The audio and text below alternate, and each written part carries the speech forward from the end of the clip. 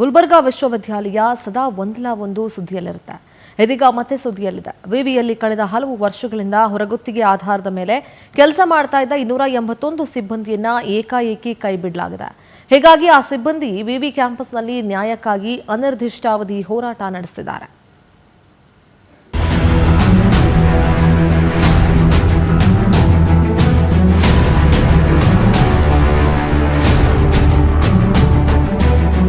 ಬೇಕೇ ಬೇಕು, ನಮಗೆ ನ್ಯಾಯ ಬೇಕು ಅಂತ ಘೋಷಣೆ ಕೂಗ್ತಿರೋ ನೌಕರರು, ತಮಗಾದ ಅನ್ಯಾಯವನ್ನ ಖಂಡಿಸಿ ವಿವಿ ವಿರುದ್ಧ ಧರಣಿ ಸತ್ಯಾಗ್ರಹ ನಡೆಸುತ್ತಿರೋ ಸಿಬ್ಬಂದಿ.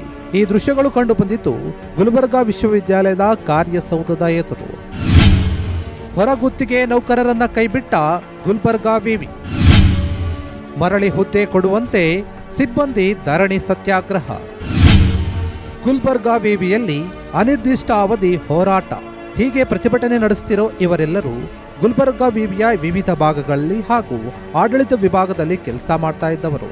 ಬೆಂಗಳೂರು ಮೂಲದ G digital web word private limited agency ಮೂಲಕ ಕಳೆದ 15ಕ್ಕೂ ಅಧಿಕ ವರ್ಷಗಳಿಂದ ಹೊರಗುತ್ತಿಗೆ ಆಧಾರದ ಮೇಲೆ ವಿವಿಧ ಹುದ್ದೆಗಳಲ್ಲಿ ಕೆಲಸ ಮಾಡ್ತಾ ಇದ್ರು. ಆದರೆ ಏಪ್ರಿಲ್ 30ರಂದು ನಡೆಸಿದಂತಹ ಸಿಂಡಿಕೇಟ್ ಸಭೆಯಲ್ಲಿ ಏಜೆನ್ಸಿ ಗುತ್ತಿಗೆಯನ್ನ ರದ್ದು ಮಾಡಿ ಸಿಬ್ಬಂದಿಯನ್ನ ಕೈಬಿಡುವ ನಿರ್ಧಾರವನ್ನ ಕೈಗೊಂಡಿದ್ದಾರೆ. ಸಿಂಡಿಕೇಟ್ ಸಭೆಯ ನಿರ್ಣಯದಂತೆ ಒಟ್ಟು 281 ಸಿಬ್ಬಂದಿಗಳನ್ನ ವಿವಿ ಕೈಬಿಟ್ಟಿದೆ. ವಿವಿಯ ಈ ನಿರ್ಧಾರದಿಂದ ಸಿಬ್ಬಂದಿಗೆ ದಿಕ್ಕು ತೋಚದಂತಾಗಿದೆ. ಸರ್ಕಾರ ಗಮನಕ್ಕೆ ಮತ್ತು ವಿಶ್ವವಿದ್ಯಾಲಯಕ್ಕೆ ನಾವು ಬೇಡಿಕೆ ಇಟ್ಟಿದ್ವಿ ಏನಂದ್ರ, ನಮಗೆ ವಿಶ್ವವಿದ್ಯಾಲಯದಿಂದ ನೇರ ಪಾವತಿಗೆ ಅವಕಾಶ ಕಲ್ಪಿಸಿಕೊಡ್ಬೇಕು, ಸರ್ಕಾರಕ್ಕೆ ಪ್ರಸ್ತಾವನೆ ಕಳಿಸಬೇಕು, ಮತ್ತೆ ಪ್ರತಿ ತಿಂಗಳ ವೇತನ ಆಗಕ್ಕೆ ಈ ಬಡ ಕುಟುಂಬಗಳಿಗೆ ಆಶ್ರಯ ಆಗ್ಬೇಕಂತ ಒಂದು ಬೇಡಿಕೆ ಇಟ್ಕೊಂಡು ಧರಣಿ ಕೂತಿದ್ವಿ. 281 ಮೆಂಬರ್ಸಿಗೆ ಎಲ್ಲರಿಗೂ ಹೊರಗೆ ಹಾಕಿದ್ದಾರೆ 30 ತಾರೀಕಿನಿಂದ. ಈಗ ನಾವು ಹೋಗ್ಬೇಕಂದ್ರೆ ಎಲ್ಲಿ ಹೋಗ್ಬೇಕು ಅಂತ ನಮ್ಗೆಲ್ಲರಿಗೂ ಇದಾಗಿದೆ. ಆಮೇಲೆ ನಾವು ಇದು ಯಾಕೆ ಇಲ್ಲಿ ಬಂದು ಕುಂತಿದೀವಿ ಅಂತಂದ್ರೆ, ಇವ್ರ ಬಲ್ಲಿ ಅನುದಾನ ಇಲ್ಲ ಅಂತ ಹೇಳಿ ಅವರು ನಮ್ಗ ಪದೇ ಪದೇ ಹೇಳ್ತಾ ಇದ್ದಾರೆ. ಹೊರಗುತ್ತಿಗೆ ನೌಕರರನ್ನ ಕೈಬಿಟ್ಟಿರೋದ್ರ ವಿರುದ್ಧ ವಿವಿ ಕ್ಯಾಂಪಸ್ನಲ್ಲಿ ಅನಿರ್ದಿಷ್ಟಾವಧಿ ಹೋರಾಟವನ್ನು ನಡೆಸ್ತಾ ಇದ್ದಾರೆ. ಕಳೆದ 15 ವರ್ಷಗಳಿಂದ ವಿವಿಯಲ್ಲಿನ ನೌಕರಿ ಮೇಲೆ ಕುಟುಂಬವನ್ನ ನಡೆಸ್ತಾ ಇದ್ದೇವೆ.